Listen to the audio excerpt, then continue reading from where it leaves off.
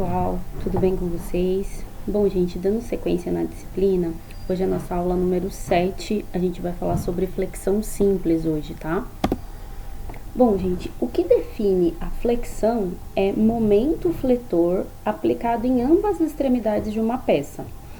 Então, eu tenho o momento fletor aplicado e após a aplicação desse momento fletor, eu tenho uma deformação acontecendo.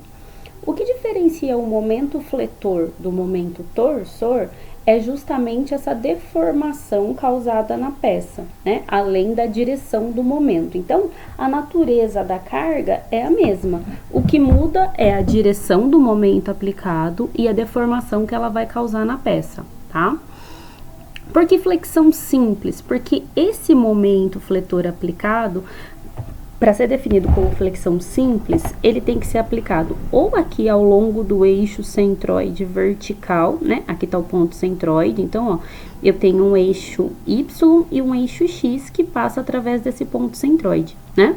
Esse momento pode ser aplicado tanto em cima desse eixo vertical como esse eixo horizontal, né? E aqui eu tô olhando, tô fazendo um corte transversal na peça e tô olhando a seção transversal. Então, aqui seria o eixo longitudinal da peça.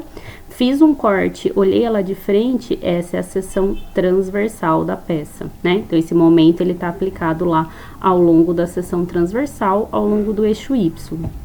Então, esse momento aqui, ó, ele tá sendo aplicado de baixo para cima, correto? Tá, quando eu aplico um momento fletor, quais são as tensões geradas nessa peça, nesse elemento estrutural? Eu tenho tensões normais sendo gerada, então, sempre momento fletor gera tensão normal, tá? O que acontece? Algumas fibras da peça tracionam, esticam, outras fibras da peça comprimem, reduzem de tamanho, tá? Isso a partir da onde? Sempre a partir da linha neutra, tá? Então, eu achei o centroide da peça, tracei a linha neutra em cima desse centroide, né? A partir da linha neutra, eu tenho fibras tracionando e comprimindo, né? Se são as fibras inferiores ou superiores, vai depender do quê? Do sentido do momento. Então, quando eu tenho um momento de baixo para cima, embaixo traciona, em cima comprime, né? Se eu inverter o sentido desse momento, eu inverto isso aqui também, né? Passa a ter tração em cima e compressão embaixo. Então, a direção do momento indica para mim aonde está tracionando e aonde está comprimindo. E isso, quando a gente volta aqui nessa imagem anterior, ó, é possível ser observado. Então, aqui, ó, eu tenho um retângulo sendo indicado e eu tenho esse comprimento aqui, correto?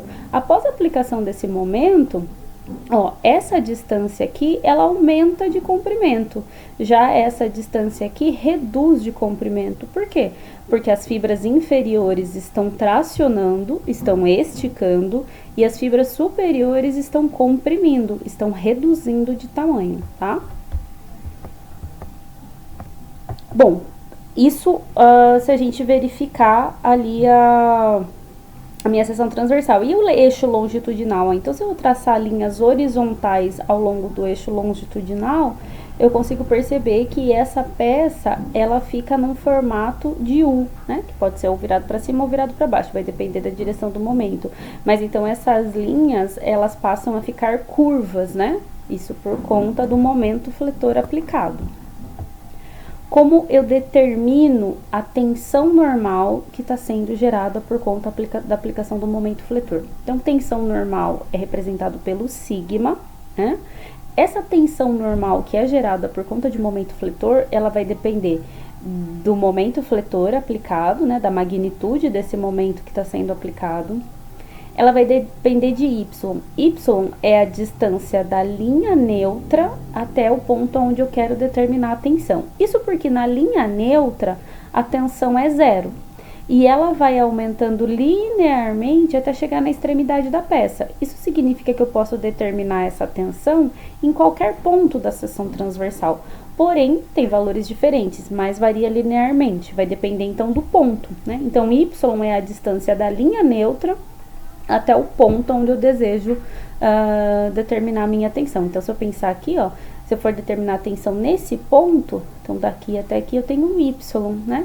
Se eu for determinar aqui nesse ponto, eu tenho daqui até aqui a distância da linha neutra ao ponto, tá? E depende do momento de inércia da seção transversal. Só um último comentário. Por que eu tenho esse menos da fórmula? Porque a gente considera que na linha neutra é a origem, né? E daí para cima positivo e para baixo negativo. Então, quando eu vou determinar essa distância y, eu considero que da linha neutra para cima essa distância y é positiva e que da linha neutra para baixo essa distância y é negativa, né? Isso porque sempre quando a tensão for de compressão, meu resultado tem que ser negativo. Se eu entender o sentido do momento, né, por exemplo, aqui de baixo para cima, e indicar que embaixo é tração e em cima é compressão, eu não preciso desse sinal de menos na fórmula. Eu posso desconsiderar ele e apenas indicar que acima da linha neutra eu tenho lá a tensão negativa por conta do sentido do momento, tá? Vamos fazer um exemplo. A viga tem seção transversal retangular e está sujeita a um momento interno de 2,88 kNm em torno do eixo Z. Então, meu eixo Z está aqui, esse momento está sendo aplicado em torno do eixo Z. Na seção transversal de 60 por 120, então é retangular, base 60 milímetros, altura 120 milímetros. Determine a distribuição da tensão normal pela fórmula da tensão de flexão. Então, aqui anotando os dados, ó, o momento aplicado é 2,88, como está kNm, quilo é 10 elevado à terceira, 10 elevado à terceira Nm. Se eu quero indicar a distribuição da tensão, me interessa a tensão na linha neutra, no centroide da peça, e nas extremidades, que é onde ocorrem as tensões normais máximas, né? Então, o meu y, que é a distância da linha neutra até o ponto mais distante da linha neutra, vai ser aqui, né? Pego 120 e divido por 2. Então, daqui até a extremidade superior, 60, daqui até a extremidade inferior, 60. O momento de inércia para a seção transversal retangular é base vezes altura ao cubo sobre 12. Então, meu momento de inércia é 864,10 a quarta milímetros a quarta. A tensão normal máxima depende da magnitude do momento, do y e do momento de inércia. Então, ó, tá tudo em milímetro, vamos fazer a conversão no final. Então, eu mantive o momento em milímetros, correto? Na verdade, o momento eu converti para milímetro e o restante tá para milímetro também. Então, vamos lá. 2,88, 10 a sexta Nm, 60 milímetros, que é a distância da linha neutra até a extremidade, né? E como a peça é simétrica, tanto da linha neutra até a extremidade superior, como da linha neutra até a extremidade inferior, eu tenho o mesmo y, a mesma distância, 60, sobre o momento de inércia da seção transversal. Isso dá 20 Newton por milímetro quadrado, tá? Vamos passar isso agora para o Sistema Internacional de Unidades de tensão. 20 Newton por milímetro quadrado, o fator de conversão de milímetro para metro é 10 elevado a menos 3. Como aqui é a área, então eu vou fazer 10 elevado a menos 3 ao quadrado. Menos 3 vezes 2, eu fico com o fator de conversão 10 a menos 6. Como essa conversão está no denominador, essa base também vai no denominador. Então, eu fico com 20 dividido por 10 a menos 6, que dá 20 vezes 10 elevado a sexta Newton por metro quadrado. O que acontece, ó? A tensão, então, nas extremidades da peça, ela vai ter a mesma magnitude. O que vai mudar? Vai mudar a natureza da carga, né? Aqui na extremidade inferior, como esse momento ele é de baixo para cima, eu vou ter tração na extremidade inferior da peça e compressão na extremidade superior da peça, correto? Então, a única coisa que vai mudar é o sinal, é a natureza da carga. Então, ó, a tensão normal máxima de tração, que está acontecendo aqui embaixo, ela é positiva, 20 vezes 10 a sexta Newton por metro quadrado. A tensão normal máxima de compressão, que está acontecendo aqui em cima, ela é negativa, porque ela é de compressão, menos 20 vezes 10 a sexta Newton por metro quadrado. Outra coisa que indica, ó, setinha saindo da peça. Sempre que eu tenho uma seta saindo do meu elemento, indica uma carga de tração. seta entrando no elemento, indica a carga de compressão. Então, esse gráfico aqui, ó, é um gráfico característico da distribuição da tensão normal. Então, lá na linha neutra é 0, na extremidade inferior eu tenho a tensão normal máxima de tração, na extremidade superior, tensão normal máxima de compressão. Isso eu determino pelo sentido do momento. Então, o sentido do momento fletor aplicado vai me dizer aonde está tracionando e aonde está comprimindo. Exemplo número 2.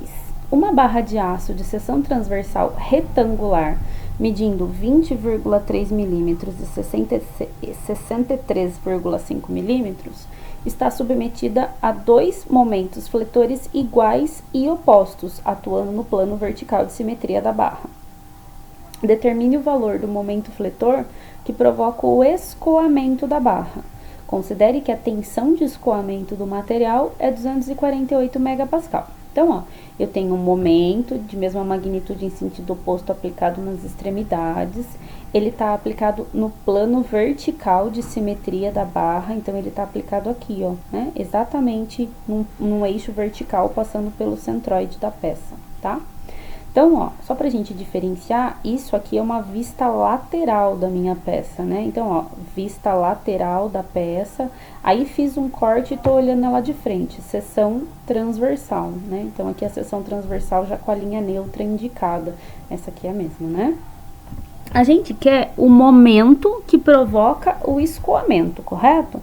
Então, se eu quero o momento fletor que provoca o escoamento, eu tenho que me basear no quê? Na tensão de escoamento do material, né? O aço, ele é um material dúctil. Então, só pra gente lembrar, ó, aqui é um diagrama tensão-deformação do aço, né? Que é um material dúctil. Ele forma aqui um patamarzinho. Para materiais que formam esse patamar é considerada a tensão de escoamento do material, né? Então, se eu quero saber em que momento ocorre o escoamento do material, qual momento eu devo aplicar para que escoe, eu tenho que considerar a tensão no escoamento, né? Então, se eu considerar a tensão no escoamento, a tensão de escoamento do material vai ser igual ao momento que provoca o escoamento do material, e aqui depende da seção transversal da peça, né? O Y, que vai ser a distância.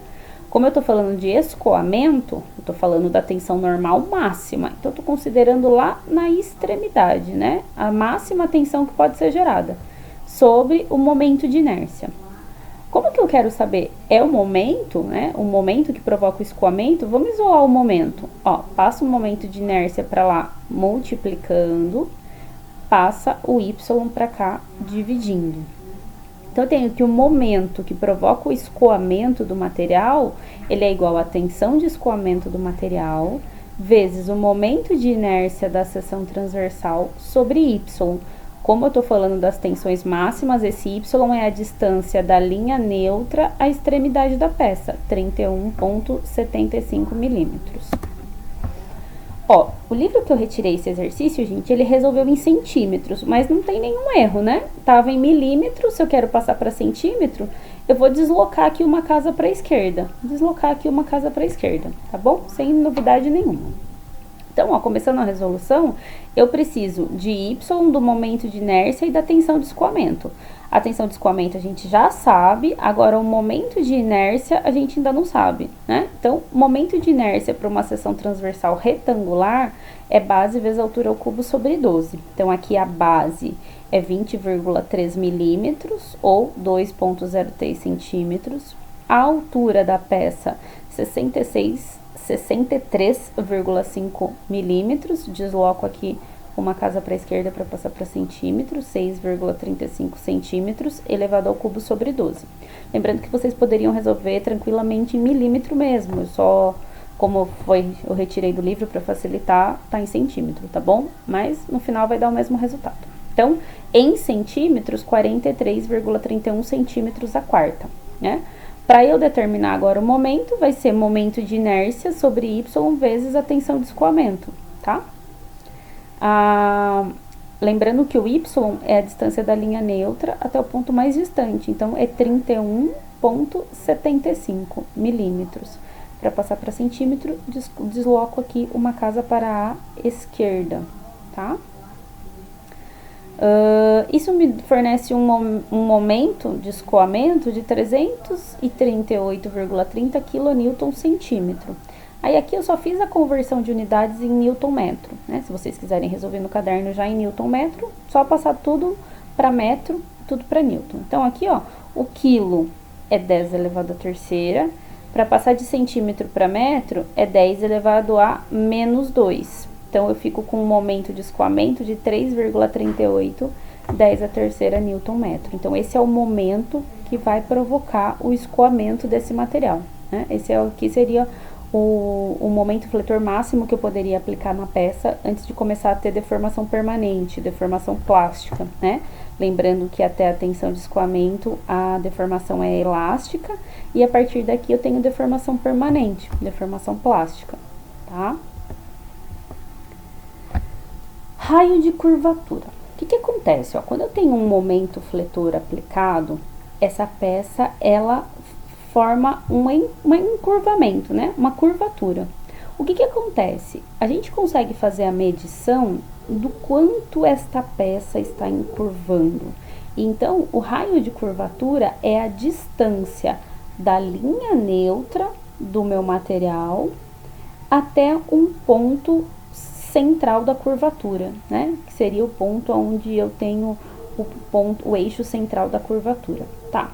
Então, como que eu determino esse raio de curvatura em um ponto específico? Então, eu tenho aqui um ponto O, né? Tô considerando essa distância.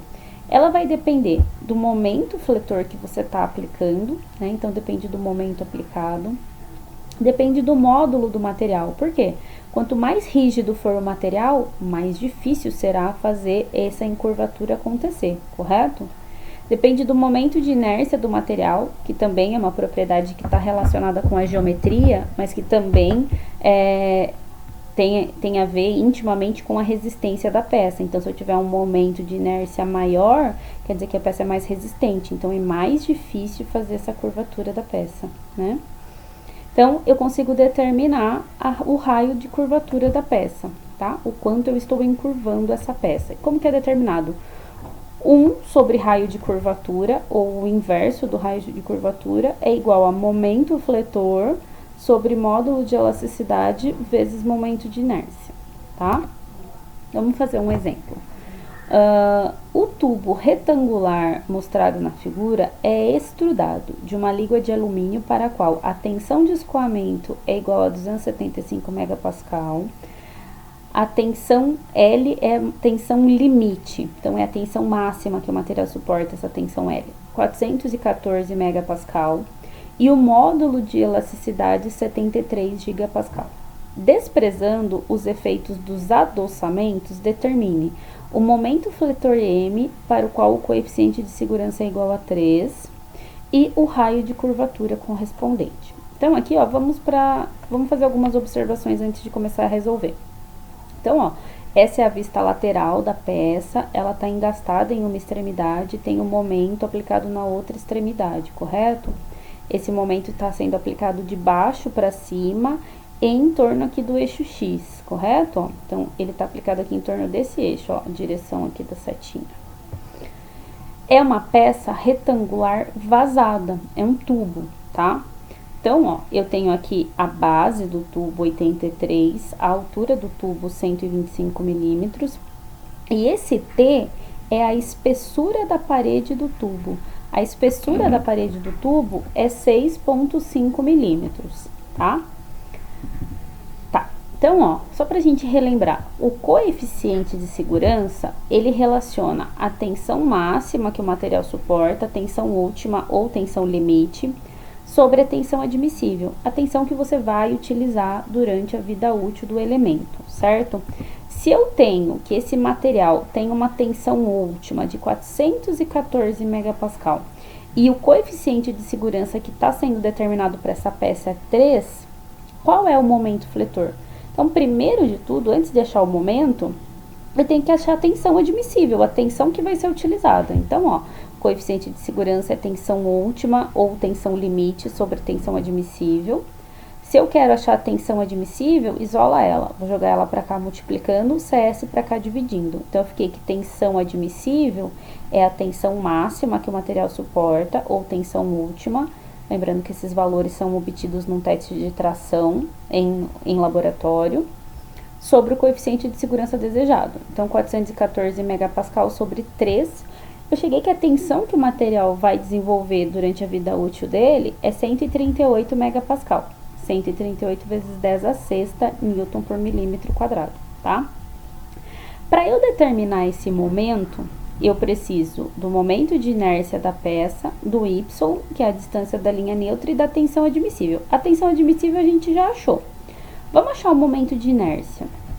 Ó, essa peça aqui, ela não é uma figura plana simples, né? Então, teria duas maneiras de resolver esse momento de inércia.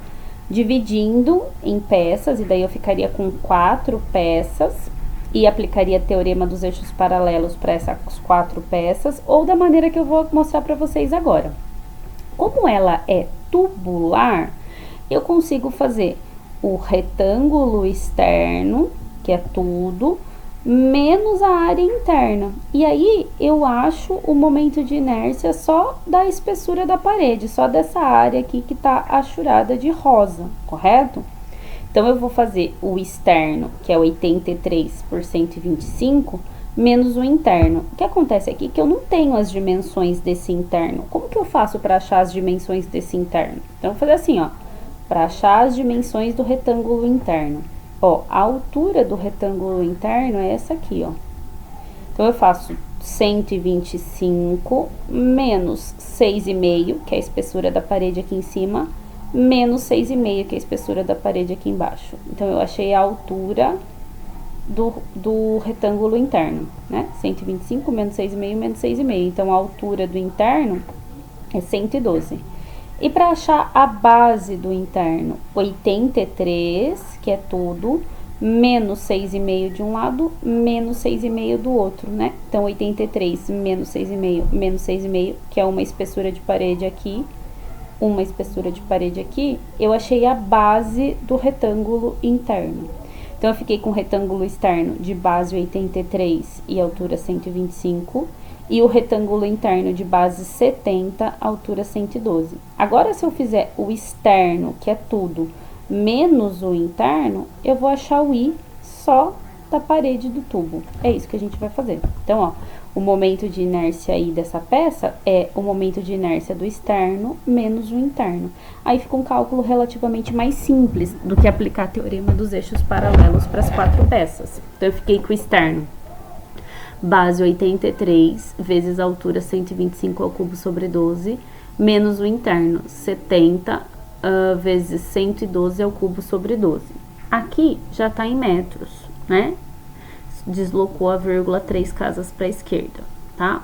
Definam uma unidade e façam todos na mesma unidade. Então, esse momento de inércia é 5,3 vezes 10 a menos 6 metro a quarta.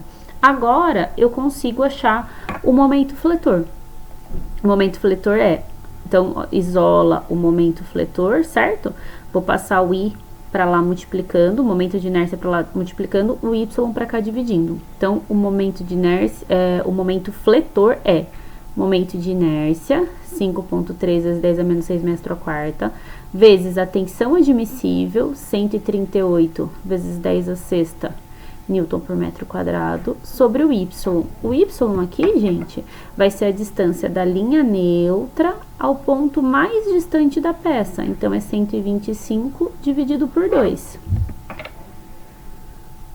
62,5 ou 0,0625 metros. Então, ó, o momento fletor, 11,7 kN/metro, correto? Então, 11,7, 10 a terceira Nm, né? O quilo é 10 a terceira. Se vocês fizerem os cálculos como normalmente a gente faz em aula, vocês vão chegar nisso aqui, tá? E agora, novidade, o raio de curvatura. Então, o raio de curvatura, ele é 1 sobre raio de curvatura igual a momento vezes módulo sobre momento de inércia. Aí, ó, eu fiz uma multiplicação aqui em x, ó. Então, ficou raio de curvatura vezes momento, né? Produto dos meios igual ao produto dos extremos, igual a 1 vezes módulo de elasticidade vezes momento de inércia. Eu quero isolar o raio de curvatura, passo o momento fletor para lá dividindo. Então, ficou que raio de curvatura é igual a momento de inércia vezes o momento de inércia vezes módulo de elasticidade sobre o momento fletor. Então, 73 gigapascal, tá aqui, ó, 73 gigapascal é o módulo. Então, 73 vezes 10 a nona newton por metro quadrado. O momento de inércia 5,3 vezes 10 a menos 6, a gente tinha determinado aqui. Sobre o momento fletor que a gente acabou de determinar, 11,7 vezes 10 a terceira newton-metro. Então, o raio de curvatura igual a 33,07 metros. Então, ó, a distância da linha neutra até um ponto específico é 33 metros. E vamos fazer mais um exemplo. Exemplo 4. Uma peça de máquina feita de ferro fundido está submetida a um momento fletor de 3 kN. Então, aqui eu tenho a vista lateral da peça, aí tenho a vista aqui olhando a peça de frente, né? A seção transversal é uma peça em T. Sabendo que o módulo é 165 gigapascal e desprezando os efeitos dos adoçamentos, determine as tensões de tração e compressão máxima na peça e o raio de curvatura. Então, ó, só pra gente lembrar, a tensão de tração e de compressão máxima na peça, é nas extremidades da peça, a partir da linha neutra. Lembrando que na linha neutra é zero, né? Porque eu tenho o momento aplicado, então sempre no eixo centroide a tensão normal é zero. Então, o primeiro passo aqui pra gente é achar o eixo centroide da peça, né? Essa peça não é uma figura plana simples, então a gente vai ter que dividir em duas peças, achar primeiro o centroide e traçar a linha neutra. Ainda que a gente não saiba ainda onde está o eixo centroide, ó, esse momento ele está aplicado de cima para baixo. Então, a partir da linha neutra para cima, eu tenho tração, né? Vai começar na linha neutra e vai aumentar até chegar na extremidade superior, onde eu tenho a tensão máxima de tração na peça. Da linha neutra para baixo, eu tenho compressão, né? E lá na extremidade inferior da peça, eu vou ter a tensão máxima de compressão na peça. Então, o primeiro passo é dividir essa seção transversal em duas peças, aonde eu conheça o centroide dessas duas peças, adotar um eixo de referência e determinar o centroide da peça aplicando a formulinha do y-barra, né? Que é aquela tabelinha que a gente já está acostumado a montar. Então, y-barra área, y-barra vezes área. Lembrando que o y-barra é a distância do centroide da peça até o eixo de referência, centroide de cada pecinha, né? Então, aqui essa peça, ela tem 40, vamos começar pela 1, né? Vamos começar pela de cima, ó. A espessura da peça 1 é 20, dividido por 2, 10. Mas eu quero até o meu eixo de referência, né? Então, 10 mais 40, 50. A altura da peça 2 é 40, dividido por 2, 20. Como ela já está encostada no meu eixo de referência, o meu y-barra é 20. A área da peça 1, 90 vezes 20.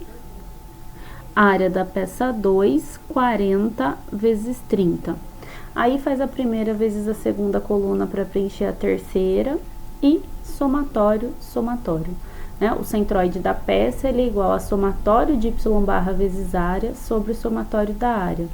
38 milímetros, lembrando que essa distância é a distância do seu eixo de referência até o centroide da peça. Como o meu eixo de referência estava aqui embaixo, então aqui, ó, 2 milímetros aqui antes dessa junção entre as duas peças está o centroide dessa seção transversal. Então, eu achei o centroide, correto? O momento, ele tá aplicado de cima para baixo. Então, ó, do centroide até a extremidade superior, eu tenho tração. E lá na extremidade superior, eu tenho a tensão máxima de tração. Da linha neutra, do eixo centroide até a extremidade inferior, eu tenho compressão. E a tensão máxima de compressão tá aqui na extremidade inferior. Então, ó, linha neutra, certo? Do centro, aqui a tensão máxima de tração, aqui a tensão máxima de compressão. Agora, eu preciso determinar o momento de inércia para essa seção. Como não é uma figura regular simples, eu vou ter que aplicar o teorema dos eixos paralelos. Teorema dos eixos paralelos, base vezes altura ao cubo sobre 12, mais base vezes altura, vezes o raio de giro ao quadrado. Então, vou aplicar o teorema dos eixos paralelos para as duas peças e depois vou somar, né? Então, a primeira peça, ó, base 90, altura 20 ao cubo sobre 12, mais 90 vezes 20, vezes o raio de giro ao quadrado, né? Ó, como que eu acho o raio de giro? O raio de giro é a distância da linha neutra até o centroide da peça, né? Essa peça aqui, ó, ela tem 20 de altura. Então, dividido por 2, ó, daqui até aqui tem 10. Mais esses dois aqui, ó, 12, né? Então, o raio de giro dessa peça é 12. Raio de giro da peça 2 é a distância do centroide da peça 2 ao eixo centroide. Então, ó, 38 menos isso aqui, eu vou achar essa distância. Então, 38 menos 20, 18. Nas nossas aulas presenciais, a gente sempre usou isso aqui, né, que é o centroide, do centroide da peça até o eixo de referência, menos isso, né? Então, 50 menos 38, 20 menos 38, para achar o raio de giro das peças. Aí, soma as duas peças, o momento de inércia dessa seção é 868, 10 a terceira metro a quarta, milímetro a quarta. Multiplica por 10 a menos 12, né? Que é 10 de milímetro para metro, 10 a menos 3. Elevado a quarta, eleva a quarta também. Então, vai ficar 868 vezes 10 a menos 9 metro a quarta, fazendo a conversão da unidade para metro. E aí, eu consigo determinar a tensão normal máxima de tração e de compressão. Aqui está indicado como ponto A e B, mas você tem que lembrar que é a extremidade, né? Então, lá na extremidade superior, eu tenho a tensão máxima de tração e ela é positiva. Lá na extremidade inferior, eu tenho a tensão máxima de compressão e ela é negativa. No nosso primeiro exemplo, eles eram o valor da tensão máxima de tração e de compressão, ó, no primeiro exemplo, foram iguais. Por que foram iguais?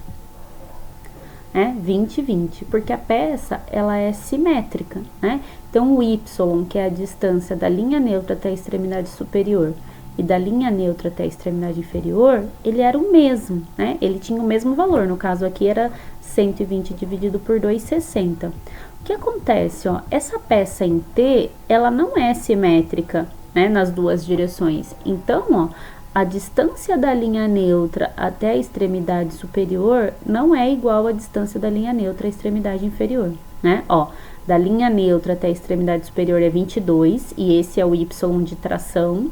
Da linha neutra até a extremidade inferior é 38, e esse é o y de compressão. Então, quando a peça não é simétrica, as tensões de tração e de compressão também não são iguais, né? Então, a tensão de tração, que é lá na extremidade superior da peça, vai depender do momento, 3 kNm, vai depender da distância da linha neutra até a extremidade superior, 22 milímetros, ou 22 vezes 10 a menos 3 metros, ou 0,022, é a mesma coisa, sobre o momento de inércia. O momento aplicado, a magnitude está aqui, né? 3 kNm, lembrando que para bater essa continha, o quilo é 10 elevado à terceira. A fibra que está tracionando e a fibra que está comprimindo, a gente retirou do sinal do momento, né? Da direção do momento. Esse momento, ele está aqui aplicado de cima para baixo. Então, em cima traciona, embaixo comprime. O momento sempre aponta para a compressão, né? Então, sempre a setinha do momento aponta para o lado que está comprimindo. Sobre o momento de inércia, então, sempre lembrar que a compressão é negativa, 3 kg, o momento é o mesmo, a distância aqui não é a mesma, 22 na tração, 38 na compressão. Então, a tensão máxima de tração, 76 megapascal, tensão máxima de compressão, 131,3 megapascal. Pascal.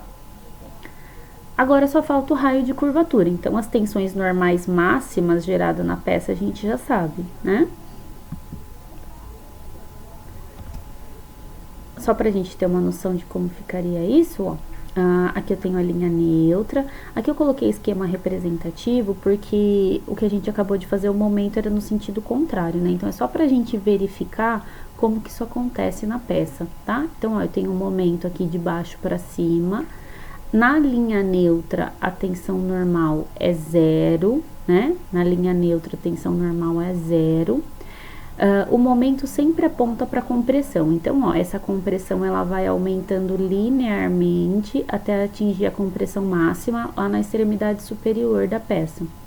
E aí, olhando setinha entrando, indica compressão.